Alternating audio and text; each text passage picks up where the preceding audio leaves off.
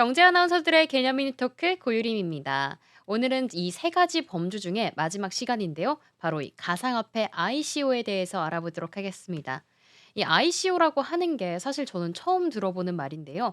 Initial Coin Offering의 약자라고 합니다. 한국말로는 가상 통화 공개 이렇게 이해하시면 되는데요. 정의를 좀 살펴볼까요? 새로운 코인이나 프로젝트가 이 기금을 모으기 위해 코인을 미리 사고 파는 방식이라고 합니다. 주로 좀 혁신적인 신생 기업이 암호화폐 또는 디지털 토큰을 활용해서요. 자금을 조달하는 클라우드 펀딩의 한 방식이라고 설명을 하니까 조금 더 이해가 잘 되는 것 같더라고요. 또 다시 한번 이해를 도와드리기 위해서 전통적인 기업 공개, 이 IPO와 좀 유사하다 이해하시면 좋을 것 같습니다. 하지만 이 IPO와의 차이점을 좀 살펴보면요. 물론 주식 대신에 이 코인을 이용하거나 또 토큰을 발행한다는 점, 이 점만 좀 차이가 있다고 생각해 주시면 어느 정도는 이해하시기 편할 것 같습니다. 이런 ICO라고 하는 방식이 이 초기의 스타트업이 대량의 자금을 빨리 조달할 수 있는 좋은 방법이라서 인기가 많았다고 하는데요. ICO의 진행 과정부터 살펴보도록 하겠습니다. 먼저 백서를 작성하셔야 됩니다. ICO 진행하는 기업은 프로젝트의 목표, 그리고 기술적인 세부 사항, 그리고 자금 사용 계획 등을 담은 이 백서를 작성해야 됩니다. 이 점도 이 주식에서 주식 상장하는 방법과 상당히 유사한 지점이죠. 이 백서는 투자자들이 프로젝트의 가능성과 이 신뢰성을 갖기 위해서 평가하는 중요한 자료라고 생각하시면 되고요. 두 번째로는 코인이 발행합니다. 백서가 준비되면 이 기업은 블록체인 플랫폼, 주로 이더리움과 같은 플랫폼을 통해서 코인을 발행하게 되고요. 그러고 아무래도 이렇게 발행된 코인을 판매하고 또 자금 조달하는 수행 수단으로 쓰입니다. 발행된 코인 같은 경우에는 암호화폐 거래소를 통해서 투자자들에 의해서 판매가 되는데요. 이 과정 같은 경우에는 필요한 자금을 조달하는데 다시 한번 사용되기도 합니다. 이렇게 세 가지 단계로 이해하시면 ICO가 어떻게 진행되는지 가볍게 이해하시기 좋을 것 같습니다. 그렇다면 이런 ICO가 왜 그렇게 인기가 있고 또 이런 장점은 무엇일지 궁금하신 분들 많으실 것 같은데요. 이에 대해서는 네 가지로 한번 정리해 봤습니다. 첫 번째는 아무래도 글로벌 시장에서 투자 유치가 조금 더 쉬워진다는 점이 큰 장점입니다. 전 세계에서 누구나 인터넷을 사용할 수 있기만 하다면 쉽게 투자할 수 있는 기회가 제공이 되고요. 전통적인 이 IPO와 같은 자금 조달 방식과는 달리 국경을 초월한 자금을 유치할 수 있습니다. 다음으로는 이 범위의 폭도 넓어지기도 했지만요. 시간도 더 빨라졌습니다. 정말 빠른 자금 조달이 가능한데요. 이런 점들 같은 경우에는 글로벌적으로 더 많은 자금을 모을 수 있고 또 신속하게 이렇게 빠르게 자금을 모은다는 점이 이 신생 기업, 이 스타트업들이 빠르게 자금을 확보해서 프로젝트를 일사천리로 진행할 수 있는 큰 장점으로 작용할 수 있습니다. 네, 그렇게 되고요. 다음으로 세 번째는 투명성입니다. 투명성 같은 경우에는 저희가 블록체인에 대해서 기본 개념 설명할 때부터 누누이 장점이다라고 말씀드렸는데 이 ICO에 있어서도 블록체인 기술을 활용하기 때문에 투명성이 큰 장점이라고 보실 수 있고요. 이 블록체인 기술을 통해서 정말 모든 거래 내역이 투명하게 공개가 됩니다. 그래서 투자자들 같은 경우에는요, 자금의 흐름을 쉽게 추적을 할 수 있는 점이 크게 메리트로 와닿을 수 있을 것 같습니다. 마지막으로는 이 낮은 진입 장벽인데요. 전통적인 이 벤처 캐피탈 또는 은행 같은 경우에는 대출을 받을 때 정말 큰 진입 장벽이 있죠. 하지만 ICO 같은 경우에는 비교적 더 낮은 진입 장벽이 메리트고요. 이 때문에 더 많은 기업들이 자금을 조달할 수 있는 기회로 사용할 수 있습니다. 하지만 이런 ICO 같은 경우에도 또 국내에서 또 다른 미국, 싱가포르, 중국, 홍콩과 같은 나라에서도 정말 규제들이 강화되고 또 금지되는 경우도 있다고 합니다. 도대체 왜 그런가 제가 한번 살펴봤는데요. ICO가 활성화되면서 투자자들이 많이들 몰려들기는 했지만 동시에 정말 많은 사기와 불법 행위들도 많이 성행했습니다. 그렇기 때문에 전 국가적으로 ICO에 대해서 조금 한 걸음 물러나는 행태가 보여졌던 건데요. 이때 당시에 불법 ICO가 발생을 하게 되면서 투자자들은 거액의 손해는 물론 입었고요. 의료, 환경, 기술 등의 정말 다양한 프로젝트까지도 실패하는 경우를 맛봤다고 합니다. 이런 문제를 해결하기 위해 조치를 당연히 취할 수밖에 없었는데요. 한국은 어땠는지 한번 흐름 먼저 체크해 보겠습니다. 한국 같은 경우에는요. 이 표에서 나타났듯이 ICU 전면 금지가 아직까지도 일어나고 있습니다.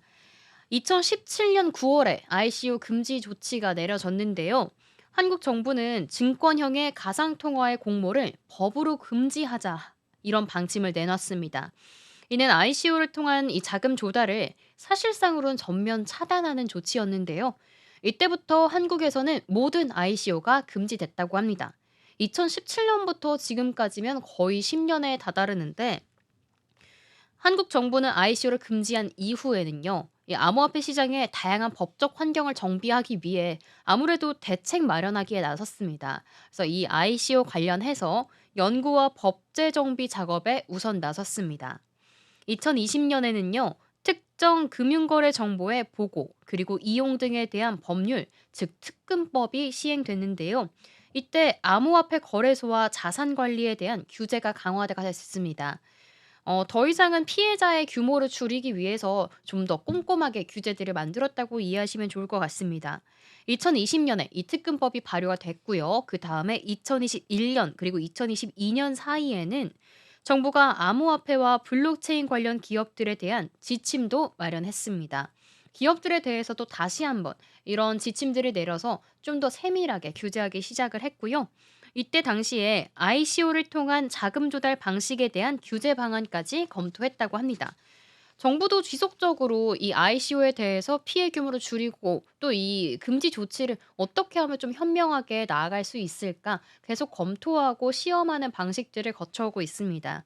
이 작년이죠. 2024년 대한민국부터 지금까지도 엄격한 규제는 받고 있습니다. 암호화폐와 관련된 사실 명확한 법령은 없긴 하지만요. 정부는 자금 세탁 방지 가이드라인을 통해서 규제는 촘촘하게 이루어지고 있다는 점 이해하시면 좋을 것 같습니다. 그렇다면 왜 이렇게 우리나라 그리고 전국적, 전 세계적으로 이렇게 규제하는 이유가 무엇일까요? 규제하는 이유도 한번 네 가지로 살펴봤습니다. 첫 번째는 아무래도 말씀드린 것처럼 이 사기와 유사 수신 행위 같은 게 증가했기 때문입니다. 물론 전적이 있기 때문에 전 세계적으로 규제하기 나선 것인데요. ICO를 통해서 자금을 모으는 이 과정에서 사기성의 프로젝트도 정말 많이 나타났고요. 또 유사 수신 행위가 증가했습니다. 다음으로는 투기적인 수요가 증가했던 적도 있는데요. ICO를 통해서 아무래도 전 세계적으로 빠른 시간 안에 자금을 모으기 때문에 더 높은 수익을 기대하는 투기 수요가 자극이 됐습니다. 그렇기 때문에 시장에 과열을 초래할 수 있고요. 또 결과적으로는 투자자 보호까지 어려워질 수 있기 때문에 시장을 보호하기 위해서 이런 ICO가 규제되기 시작했다 이해하시면 좋고요. 세 번째는 법적 불확실성입니다. ICO에 대해서 명확한 법적 규제가 지금으로선 되게 부족한 상황입니다. 다양한 형태의 변종 ICO가 등장할 수 있는데 이를 규제할 수 있는 현실적인 대안이 부족하기 때문에 지금으로서는 규제하는 방안이 최선이다 생각하는 것 같습니다. 때문에 법적 문제를 일으킬 수 있고 투자자의 보호를 위해서 조금 더 세밀하게 규제하고 있습니다. 마지막으로는 소비자의 피해가 확대될 수 있는 점이 가장 크겠죠. ICO를 통해서 자금을 모집한 뒤에 이 프로젝트가 사실 실패할 가능성도 있잖아요. 실패를 하거나 또는 이 프로젝트를 만든 사람이 의도적으로 프로젝트를 진행하지 않는다면 소비자들은 눈 뜨고 약간 코 베이는 식으로 당할 수 있습니다. 이 투자자들의 큰 손실을 막기 위해서도 규제하고 있습니다. 이렇게 소비자 피해를 방지하기 위해서는 정부가 좀 최선의 대안을 내놨다. 이 정도로 이해하시면 좋을 것 같아요.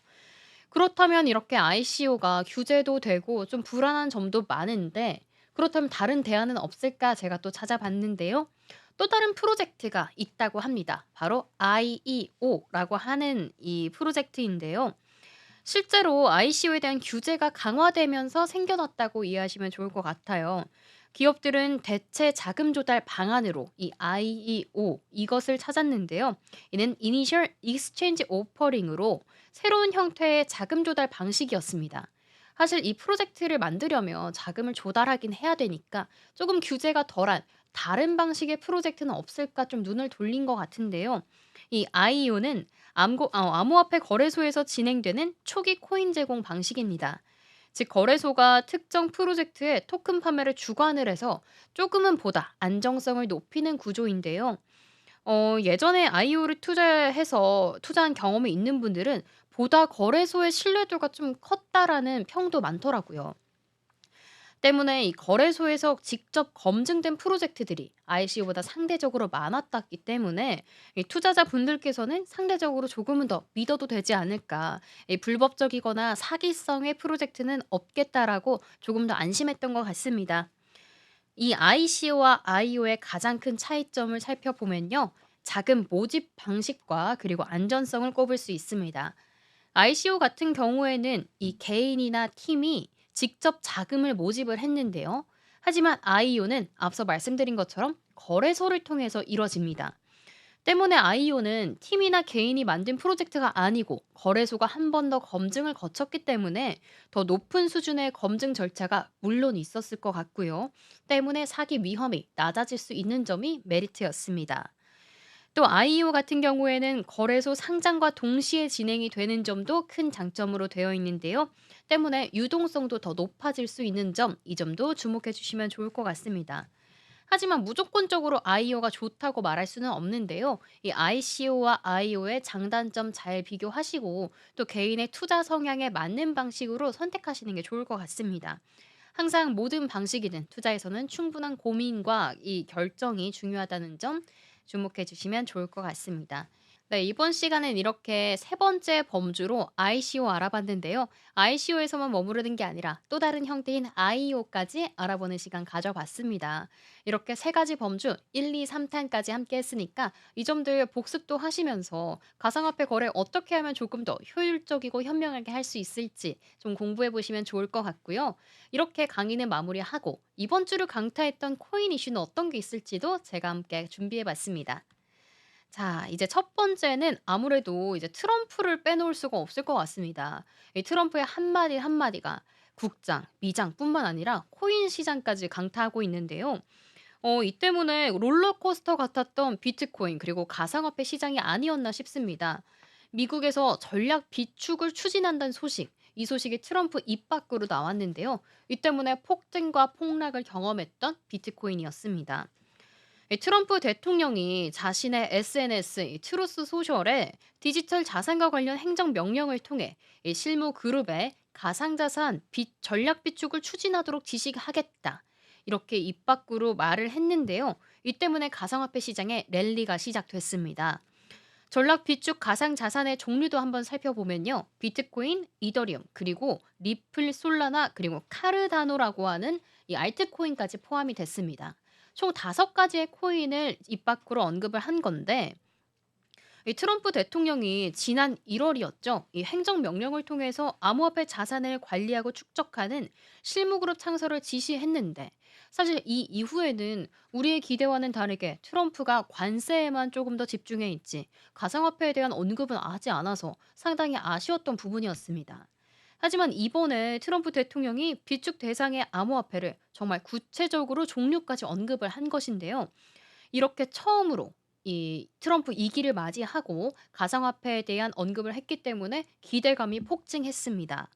이 때문에 이날 비트코인 가격이요. 트럼프 대통령 발언 직후 한때 11.65% 오른 9만 5천 달러를 뛰어넘었습니다. 이더리움은 최고로 15.85% 오르면서요. 2,525달러까지 찍었고요. 또 암호화폐 데이터 분석 업체 코인게코에 따르면 트럼프 대통령의 암호화폐 비축 발언 후 3시간 만에 암호화폐 전체의 시가총액도 불어났다고 합니다. 이때 대략으로요. 3,290억 달러가 증가해서 총 3조 2,400억 달러로 늘어났다고 합니다. 비트코인 하나뿐만 아니라 이 5개 코인뿐만 아니라 전체 암호화폐 시장이 갑자기 호황기를 맞이한 것처럼 번쩍 일어났는데요. 하지만 이 반짝임도 정말 잠시였습니다. 이 때문에 아쉬운 분들 정말 많으셨을 것 같아요. 이때 당시를 조금 살펴보면요. 코인베이스에 따르면 이때 동부 시간으로 3일 오후 4시 20분에 비트코인 한 개당 가격이 8만 6천 달러까지 폭락했습니다. 24시간 전보다 8.29%나 내렸던 수준이었는데요. 전날 급등하기 이전 가격보다 그냥 소폭 오른 정도로 유지했다고 합니다. 전날에 95,000달러대까지 급등한 것과 달리 너무 많이 빠진 가격이었는데 이날 폭락은 트럼프 행정부가 계속 관세 부과에 대한 이야기를 하면서 폭락했다고 합니다.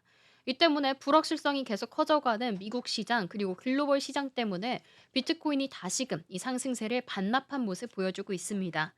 이렇게 코인의 약세에 한 번 한숨, 그리고 전략 비축하게 된 의견에 대한 또 의심스러운 목소리까지 등장하며 또다시 한숨을 냈던 일주일이었는데요. 이 트럼프가 가상화폐 전략 비축을 하는데 조금 뒷말이 있지 않느냐 하는 의심스러운 목소리들도 나왔습니다. 아무래도 이제 영국에서는요, 텔레그래프를 통해서 한 기사가 나왔는데 미국 정부가 납세자들이 낸 이 혈세로 가상화폐 투자에 뛰어든다고 바라봤습니다. 이 때문에 사실 실질적인 국민보다는 일부의 큰손만이 이익을 얻는 거 아니냐 하는 의심스러운 목소리도 나왔는데요. 이 가상자산 전략 비축 같은 경우에는요. 범죄자들로부터 압수한 이 비트코인을 매각하지 않고 계속 그거는 보유하고요. 정부 예산으로도 신규 구매하겠다는 의견을 냈습니다. 이 부분에서 범죄자들의 비트코인 말고 이 정부 예산으로 신규 구매하는 게 이 국민들의 혈세로 구매하는 거 아니냐 하는 이 의심스러운 목소리가 나왔습니다. 그래서 일부 비트코인 투자자들 같은 경우에는요. 백악관이 리플과 솔라나 그리고 카르다노를 비축할 때 행정부의 인공지능과 가상화폐 정책을 총괄하는 이 차르로 임명된 데이비드 섹스 때문이 아닌가 하는 의심스러운 목소리가 나오고 있습니다. 트럼프 대통령이 발표한 가상화폐 투자 목록 같은 경우에 이 데이비드 섹스가 행정부 합류 전에 직접 투자했던 목록들이라고 밝혀지기 있기 때문인데요. 데이비드 섹스 같은 경우에는 가상화폐 자산을 모두 처분해서 이해 충돌이 지금 없다고 입장을 펼치고 있지만요. 시장의 의구심은 아직까지 여전한 상태입니다. 특히 최근 가상화폐 파생 상품 거래소인 이 하이퍼 리퀴드에서는요. 익명의 큰손인 이 비트코인과 이더리움의 고배열 베팅을 해서 700만 달러, 하나로 약 102억 원 정도의 수익을 챙긴 사실이 알려졌습니다. 그러면서 백악관의 내부자에 의해서 이 거래가 난 거 아니냐는 소문도 확산됐습니다. 실질적인 이익을 가져갈 만한 이 좀 당사자라고 해야 될까요? 그 사람들이 배후에 있는 거 아니냐는 의심스러운 목소리들이 있는 건데 이러한 백악관 내부뿐만 아니라 트럼프의 가족들까지 의심을 받고 있습니다. 트럼프 대통령과 가족들도 이 가상화폐 업계와 관련이 있다고 지목받고 있는데요. 트럼프 대통령의 장남과 차남인 이 주니어와 에릭 같은 경우에는 암호화폐 플랫폼 업체인 월드 리버트 파이낸셜에 직접적으로 관여하고 있기 때문에 이 부분도 이 트럼프 일가가 수혜를 입을 수 있을 거다라고 하는 소리들이 나오고 있습니다. 하지만 트럼프가 이번 주말에 가상화폐 관련해서 더 이야기를 하겠다고 밝혔는데요. 그렇기 때문에 이 트럼프의 회담뿐만 아니라 앞으로 이 소셜 미디어까지도 과연 어떤 이야기를 나타낼지 이에 따라서 비트코인뿐만 아니라 이 5개 코인들도 어떤 시세 변동이 있을지 좀 주목하시는 게 중요할 것 같습니다. 정말 변동성이 큰 한 주였기 때문에 걱정도 되는 분들 많으시겠지만요. 이 의구심보다는 또 다른 한 번의 상승 모멘텀이 있지 않을까 기대감도 한번 가져가시면 좋을 것 같습니다. 다음으로는 국내 코인 이슈도 한 가지 가져왔습니다. 이 K코인으로 손꼽히는 코인이죠. 바로 위믹스 관련된 소식인데요. 이 위믹스가 90억 원 가량의 이 해킹 피해를 입었습니다. 최근에는 이 북한에 의해서 해킹 피해가 있었던 글로벌 이슈가 있어서 소개해 드렸는데 국내에서도 이런 코인 위메이드 위맥스가 좀 꼽혔기에 조금 더 놀라웠던 소식이었던 것 같은데요. 이런 대규모 해킹 피해를 당하면서 이 위메이드의 위믹스 코인도 20% 넘게 급락했습니다. 일각에서는 이 위믹스 코인이 재차 상장 폐지 당하는 초유의 사태로 넘어가지 않을까 하는 우려스러운 지점도 보여지고 있는데요. 위믹스 재단이 이날 공식 홈페이지를 통해서 이런 발표를 했습니다. 지난달 28일, 즉 2월 28일이죠. 2월 28일에 플레이브리지 볼트에 대한 악의적인 외부 공격으로 이 위믹스 코인이 약 865만 4,860개가 비정상 출금됐다고 발표를 했습니다. 이때 당시의 시세 기준으로는 이때 당시 시세가 1,020원이니까 약 88억 원어치에 달한다고 하는데요. 탈취된 위믹스는 쿠코인과 비트마트, 바이비트, 비트캣, 그리고 HTX, 비트투미, MEXC 등 글로벌 거래소 7곳에 나눠져서 입금이 됐다고 합니다.